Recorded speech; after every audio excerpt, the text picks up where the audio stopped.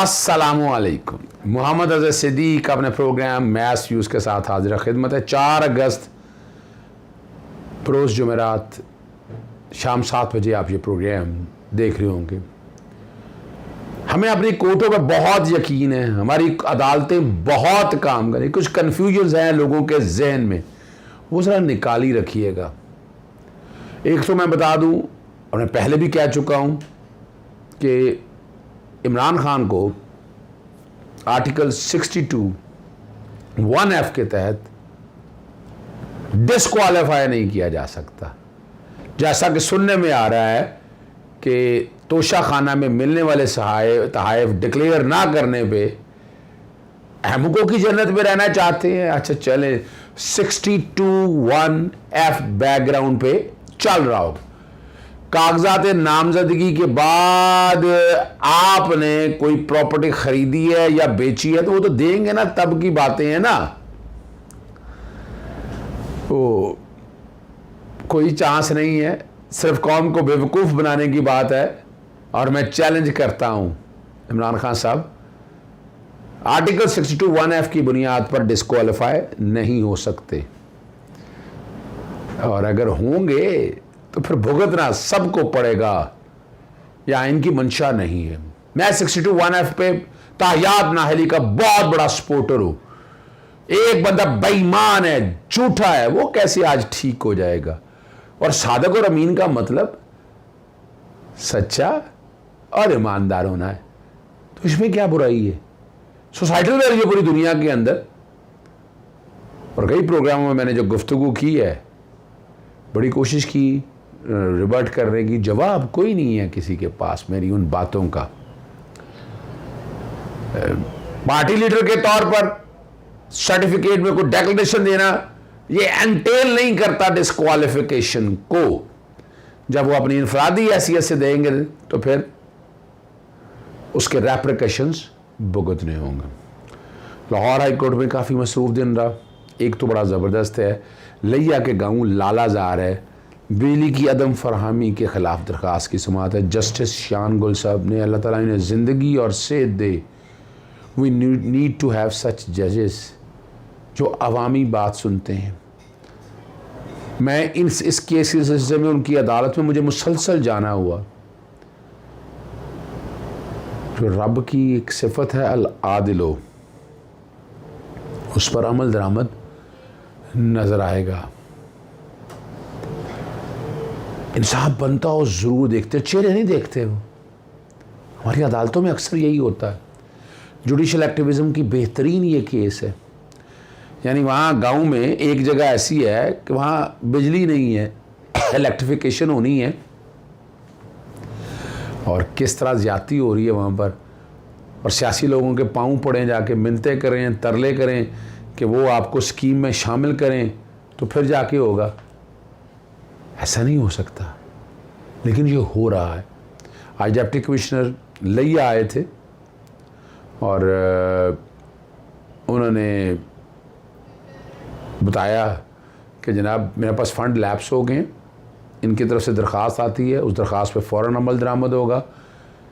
एक्सियन लेस्को से होता हुआ मामला मैपको तब जाएगा, और जब ये पैसे जो हैं ये वजारत ख़जाना ने देने हैं। इस पर एडिशनल अटॉर्नी जनरल ने कहा जी वो इसकी ज़िम्मेदारी लेते हैं, वो सारी बिजली यहाँ पर पहुँचेगी। अदालत ने कहा आर्टिकल 9 और 14 के नफाज का मसला है। डीसी के अभी तक जो इक़दाम हैं, मेरे से रात वो राब्ते में रहे, हर चीज़ लेके उन्होंने पूरी कोशिश की है अदालत की मुआवनत करने की। वो टेक्निकलिटीज़ की तरफ नहीं गए, लेकिन मैंने आज ऐलान कर दिया कि ये जो नोटिफिकेशन बनाया है, एहसन इकबाल है, ख्वाजा साद रफ़ीक है, ये बिजली पानी, ये लोग देखेंगे। ये किस बुनियादी हकूक़ देना है? ये लोग कौन होते हैं बैठे पसंद और नापसंद से बैठ के फ़ंड आना, तकसीम करना? ये बंदर बांट है। और इस मामले को बड़ा सीरियसली टेकअप कर रहा हूँ मैंने ऐलान कर दिया, मैं आइंदा चैलेंज करने वाला हूँ। ठीक है ना जी। हमें अपने ज़िम्मेदार अफसरानों की ज़रूरत है जो अवामी शिकायत पर फौरी अमल दरामद यकीनी बनाते हैं। चीफ सेक्रेटरी ऐसी अफसरान की हौसला अफजाही करें। DC ने कहा दरख्वास्त पर आज ही प्रोसेस मुकम्मल करके मुतल्लिका अफसर को भिजवा दी जाएगी। फ़ंड की अदम दस्तियाबी का मामला दरपेश है, जिसे अदालत के नोटिस में लाना ज़रूरी है। अदालत का फ़ंड की दस्तियाबी यकीनी बनाने के लिए एडिशनल अटॉर्नी जनरल को हुक्म दे दिया। मज़ीद समाअत 15 सितंबर के लिए मुलतवी हो गई। एक जो बड़ी खबर है, तहरीक इंसाफ ने chief election commission Sikandar Sultan Raja के खिलाफ सुप्रीम जुडिशल काउंसिल को रेफरेंस भिजा दिए। जानबूझकर बंद इंतज़ामी कर रहे हैं, अपनी आइनी जिम्मेदारी आसान तरीके से अदा नहीं कर रहे, इसलिए उहदे से हटाया जाए। हुक्मरान इत्तेहाद के चीफ इलेक्शन से मुलाकात में जिक्र किया गया। गुज़श्ता माह PDM के नुमाइंदा वफ़द ने चीफ इलेक्शन कमीशन से मुलाकात की और ममनुआ फ़ंड का फ़ैसला जल्द जल्द सुनाने के लिए दबाव डाला गया और मुलाकात के चंद रोज़ बाद ही ममनुआ फ़ंड का फ़ैसला, उस फैसले में इतने इबहाम है, मैं फ़ैसला नहीं समझता उसको। वो एक बुनियादी तौर पर शोकास है। क्या है? शोकास है। आप लोगों ने जो हमारे मुहब्बे वतन पाकिस्तानी ओवरसीज़ बैठे हैं उनको आपने दुश्मन बुला दिया। पाकिस्तान तहरीक इंसाफ ने कहीं से पैसे नहीं लिए। मैं मुराद क्या है? फॉरेन फंडिंग से, जिसका जिक्र करते हैं आप। CIA से पैसे नहीं लिए, मोसाद से पैसे नहीं लिए, MI5 MI6 से पैसे नहीं लिए, NDA से पैसे नहीं लिए। पाकिस्तानी हैं जिन्होंने पैसा दिया है और वो खड़े हैं, वो कह रहे हैं हमने हुकूमत पाकिस्तान को नहीं, तहरीक इंसाफ को पैसे दिए हैं। आप लोग कौन होते हैं सारे मसले में? और वो बहुत तेज़ी से आने दिनों में, मैं भी पिटीशन तैयार कर रहा हूँ, जो भी फैसला आएगा आप लोगों के सामने रख दिया जाएगा।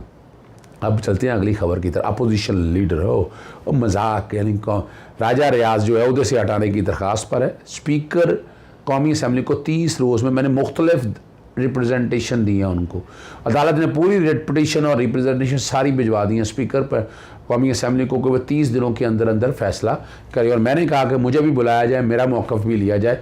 जो जो मैंने पॉइंट उठाए हैं, आज मैंने बताया कि अपोजिशन लीडर ये नहीं है, ये तो मिला हुआ है, ये तो एक एजेंडे के तहत काम कर रहा है।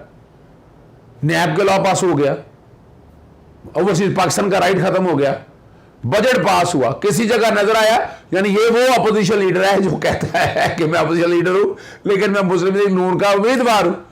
आप अकाउंटेबल है। 2 सफ़ों में मुख्तलिफ जजमेंट है अपना बाहर मुबालक की और इंडिया के कॉन्टेक्स्ट में कि अपोजिशन लीडर है क्या। मैंने अदालत को बताया इसका काम अकाउंटेबिलिटी है, इसका काम ट्रांसपेरेंसी है, हुकूमत पे नुक्ताचीनी नहीं करना। अभी तक राजा रियाज का आपने कोई ऐसा काम देखा? बिल्कुल नहीं देखा। आप समझ सकते हैं सारे मामले को।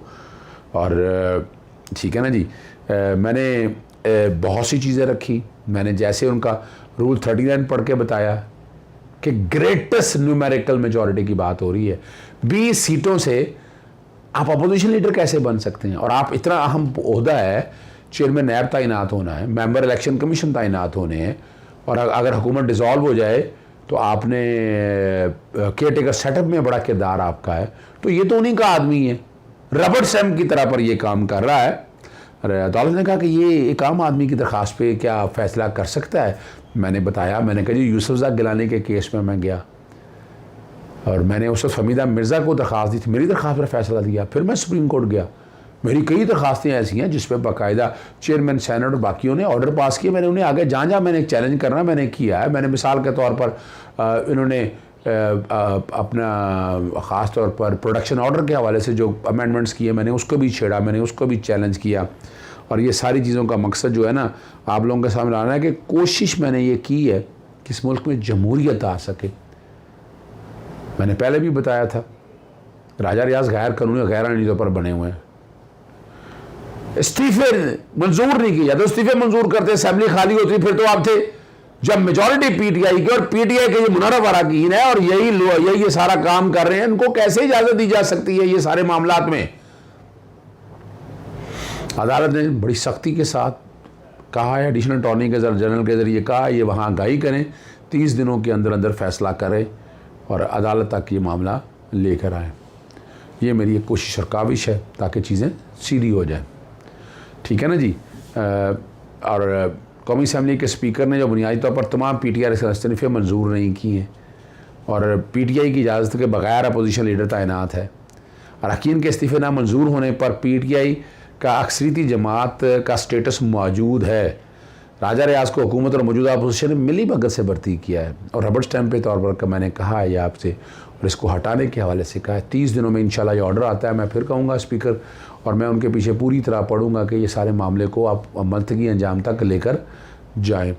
ये बड़ा इंपॉर्टेंट इशू है सुप्रीम कोर्ट में। इश्ताल अंगेज़ और इदारों के खिलाफ तकरीर पर इमरान खिलाफ कार्रवाई की दरख्वास्त। और कोसैन फैसल को अहम सवालात पर तैयारी की हदायत कर दी।